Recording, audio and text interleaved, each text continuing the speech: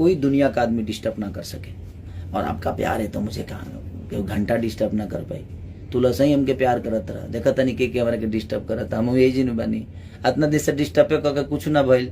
अब आवरी एगो दूगो उपटल बल होलो डिस्टर्ब कइए दे, देखा तनी का करता लो।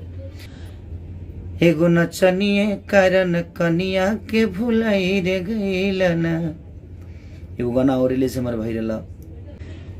अब काले जौन गाना रिलीज होता ओकरो पर संदेह बा। रीजन ई बा कि बहुत ज्यादा हमारा गाना पे स्ट्राइक लागता, और केकरा तरफ से लागता, काहे लागता, कैसे लागता, अभी हम नाम ना ले, अब हम बताए। ऐसा अगर ज्यादा प्रॉब्लम हुई तो हम बढ़िया से वो सबके बताए। लेकिन ठीक बा, कौनो बात ना, अब वो सबके प्यार देवे के बा। और देखा तनी ये कल का होता, अगर गाना बंद भइल तो वो लोग जान जब कि केकर काम हो, ये वो लोग जाना था नहीं, करीब करीब कुछ लोग तो जानते बा। तब सब लोगों की इंसाफ करे के बा कि अभी भोजपुरी समाज के साथे गलत होता। कहीं ना कहीं अगर भोजपुरी समाज बेहतरीन करे के कोशिश केहू करे, ओकरा के डिस्टर्ब करे के कोशिश केहू कंपनी के माध्यम से होखे या केहू इंसान के माध्यम से होखे, तो कहीं ना कहीं अपन भोजपुरी समाज डिस्टर्ब होता, अपन भाषा डिस्टर्ब होता।